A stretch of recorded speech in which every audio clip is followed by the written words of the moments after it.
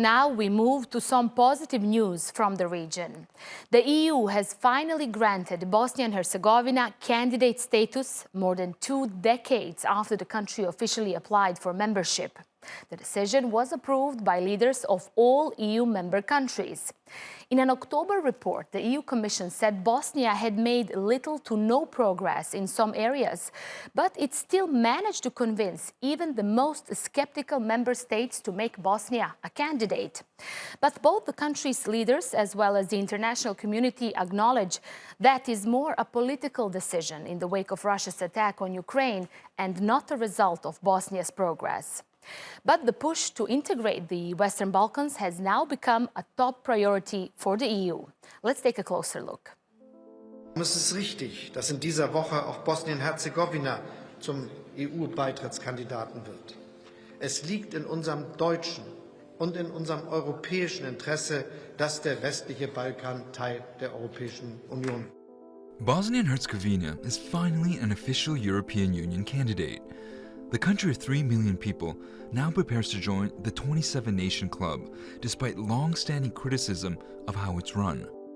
The 1995 Dayton Agreement ended the bloodshed in Bosnia, but failed to bring stability. The deal split Bosnia into 2 administrative regions, and the region's fragile balance hasn't helped in its recovery path. The EU had cited political crisis, corruption, and ethnic divisions for keeping the Western Balkans out of the bloc. Then this happened.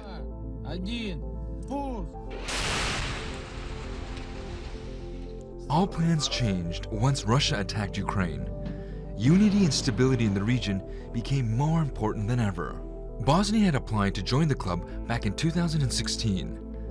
3 years later, it was told by the EU Commission that talks would not begin until it made progress in 14 key areas. By June this year, they still remained unfulfilled. In October, a Commission's report described Bosnia's progress on the reforms as limited to none. Yet after years of standstill, a conflict in Europe has given Bosnia a sudden chance to earn its seat.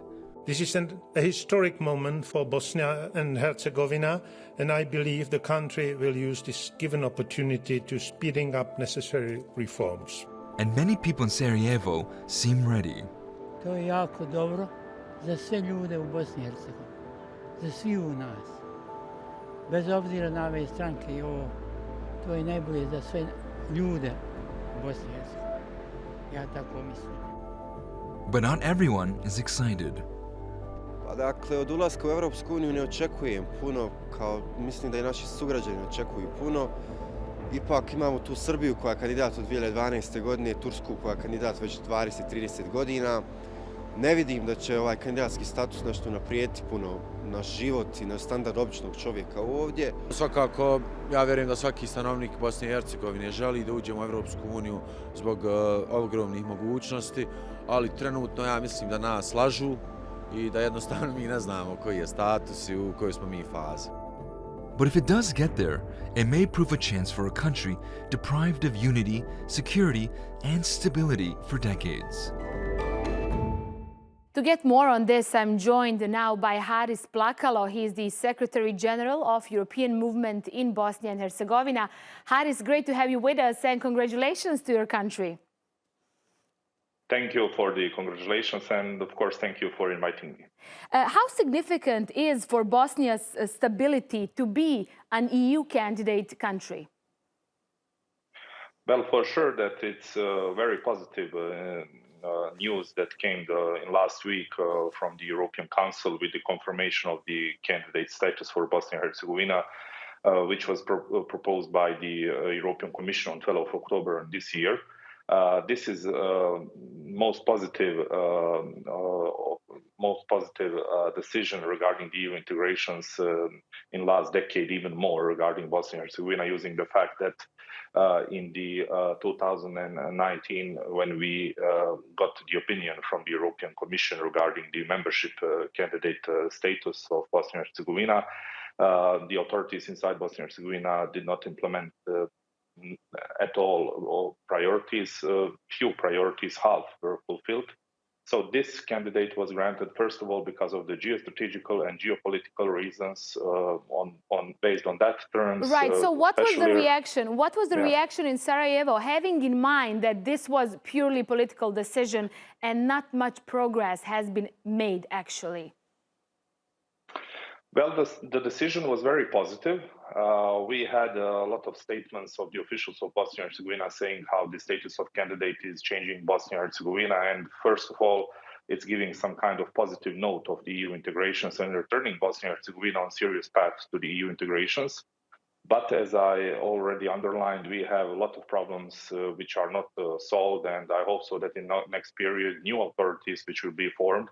We are waiting for the new Council of Ministers and all other level of authorities and governments inside Bosnia and Herzegovina to continue with the implementation of 40 priorities which have been given from the European Commission in the opinion about the membership in 2019. And that will be some very difficult priorities to implement using the fact that we have a lot of serious and sensible political questions, first of all, to be implemented and organized in next period. So you would say lots of challenges for the new government in Bosnia and Herzegovina, as this showed that the EU trusts that Bosnia can deliver. Definitely that Bosnia and Herzegovina can deliver certain aspects and certain priorities which have been given in front of BiH as a state.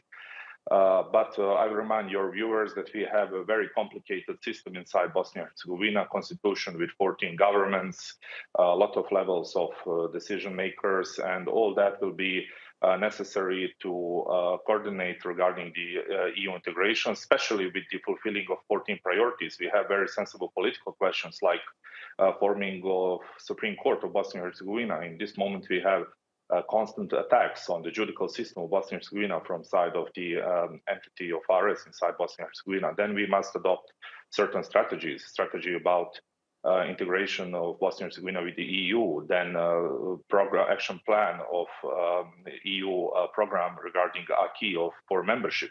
All Right. that are very important questions, and I think that we will need full political consensus to fulfill it. We remember the time, and we covered it here on Across the Balkans as well, when the EU blocked its funds following Milorad Dodik, a Bosnian Serb leader, boycott of institutions. That was one of the biggest political crises in the country. Will the EU now unblock the funds? EU will definitely block the funds. We have certain new possibilities to apply on some new kind of funds, but the same funds will stay for Bosnia and Herzegovina. And as in this period, I'm speaking now about IPA program 3. I hope so that the political system in Republic of Srpska, first of all, and you mentioned Mr. Dodik as a new elected president of Republic of Srpska, will not make any kind of decision which will take a reaction of the European Union in the sense that they will block some kind of new funds and financings from the EU regarding the capital projects. Unfortunately, as I had already underlined, due to the decision of the former High Representative, Mr. Inzko, who had changed the criminal law of Bosnia and Herzegovina regarding denying of genocide and war crimes, side from the Republic of Srpska entity had decided to block all state institutions, and because of that we did not fulfill anything from the European priorities. And that brought another political crisis in the country. Haris Plakalo, great to have you with us on Across the Balkans. We appreciate your insight.